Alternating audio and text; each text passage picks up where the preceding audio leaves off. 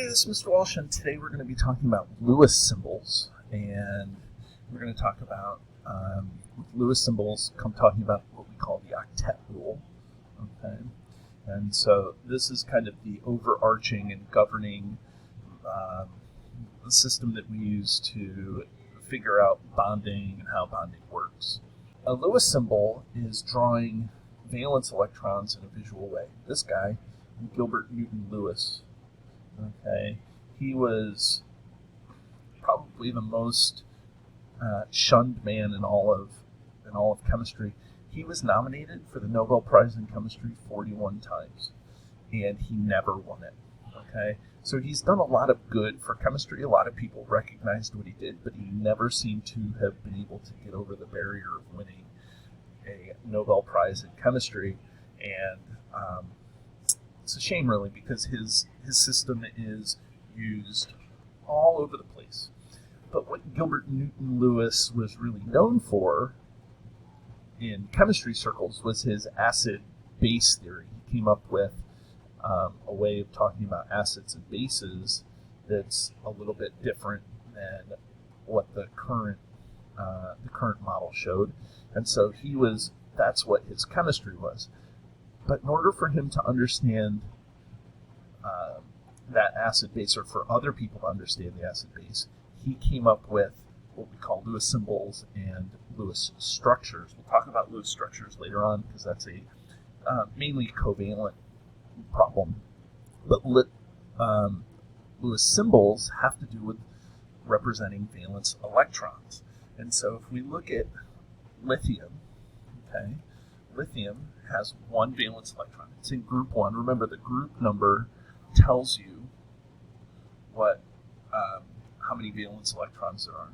Group 1 is one valence electron. Group 2, 2 valence electrons. Aluminum, like our sample here, okay, aluminum is in group 13, or 3-tene is what I call it, so that's 3 valence electrons. 14, 4, 5-tene, or 15 is 5, 16, 17. Again, fluorine, like our example here, has 7 valence electrons. So what we do is, because this has one valence electron, we draw one dot around it. Aluminum has 3 valence electrons, so we draw 3 dots around it. Fluorine, 7 valence electrons, we draw 7 dots around it. So it's a way of representing, in a visual sense, the number of valence electrons in an atom. So if we're going to do this, it says how many valence electrons does aluminum have? And again, that was our sample problem, but aluminum is here in group 13, so that's 3. Okay, lead, even though it's down here, we're going to say that lead has 4 valence electrons. And selenium, Se, okay, here 16, so that's going to be 6 valence electrons. So again, using the periodic table is definitely going to be helpful. Okay, so now we're going to draw our own Lewis symbols, and this is how straightforward it is. No system, although I'm going to give you a system to kind of help you with it, but it's just drawing dots around elements. Okay, so we're going to look at magnesium. Magnesium is group 2. So this thing has 2 valence electrons. So what we're going to do is we're going to draw 2 dots around this, but we don't just draw 2 dots. What we're going to do is we're going to kind of start at the top. We don't have to start at the top, but I like to start at the top because that kind of it gives everybody a standard. So I'm going to put a dot here, and then I'm going to go around, because if you remember the hotel says don't pair unless you have to. So we're going to go here and here, so that's 2 dots, 2 valence electrons. That's how that works. Okay. Now xenon. Xenon is a noble gas. Okay. Xenon is in group 18 here, and so that means it has 8 valence electrons. Okay. And so this is the most that any element can have, is 8 valence electrons. That's as much as there's no elements over here. There's no group 19. Okay, so 8 is it. Okay, so again, we're going to start at the top. 1, 2, 3, 4. Okay, and then I say we play mat ball. We go around more than once. Okay, so we're going to go around the bases a second time. Okay, so we're going to go 5, 6, 7, 8. Okay, and so now that is the Lewis symbol for xenon. Now, a couple of things. Number one, when you're drawing Lewis symbols, don't take the dots and just put them anywhere you want, okay? So that's not very, very demure. It's not very mindful, okay? And so the other thing is when you do this and you start going around, don't make these sticks coming off of here, okay? Don't do it this way. Don't do that, okay? Make sure that when you're done, it looks kind of like a box around the element, okay? This implies something else that chemists can get confused on, okay? So phosphorus is in group 15, so there's 5 valence electrons. So we're going to go 1, 2, 3, 4, and then again we're going to put it next to. Okay, so it kind of looks like a box. Okay, I'll go down. Germanium is 4 valence electrons, so we're just going to go 1, 2, 3, 4.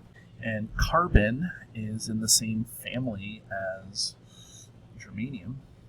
Okay, so it has 4 valence electrons. So we'll go 1, 2, 3, 4.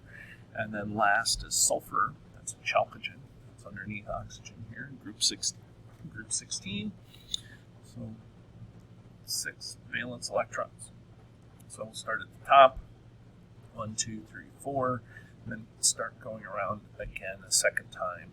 And again, notice I'm not making them stick out like sticks. They kind of surround this thing. Okay, so now it's important for us to talk about the octet.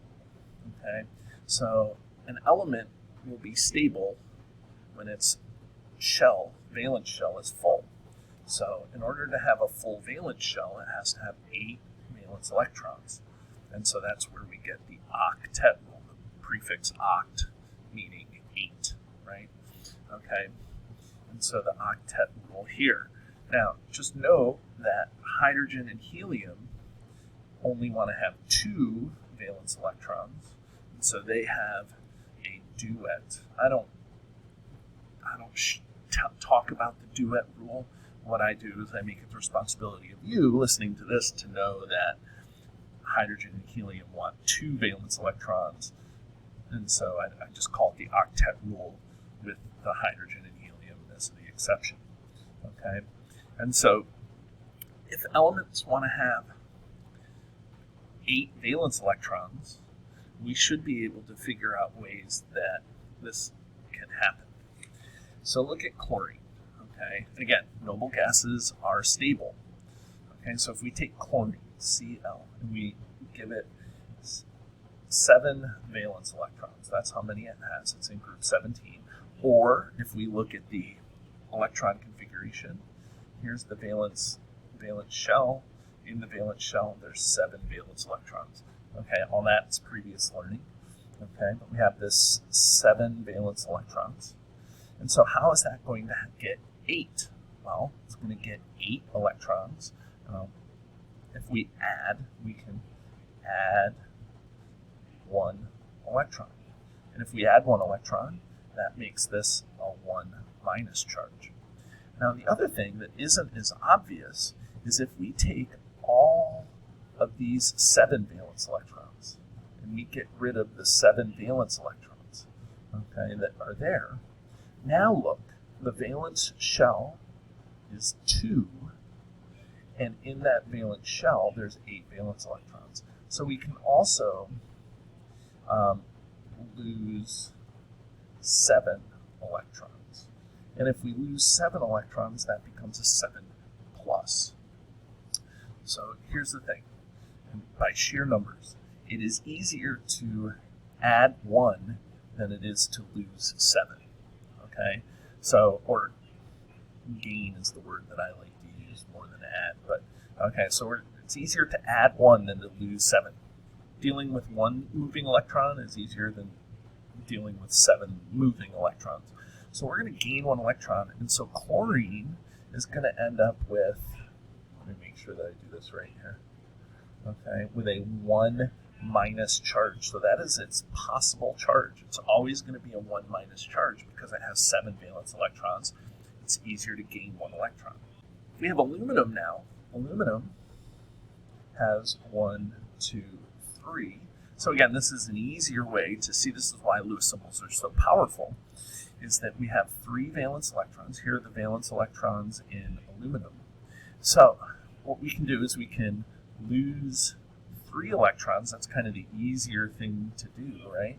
And that would become a 3 plus charge. Or we could gain 1, 2, 3, 4, 5. We could gain 5 electrons. Make sure that I write that as electrons. And if we gain 5 electrons, that becomes a 5 minus charge. So again, by sheer numbers, it's much easier to lose 3. It's much easier to lose these 3 to become Al with a 3 plus charge. 3 electrons easier to deal with. Okay.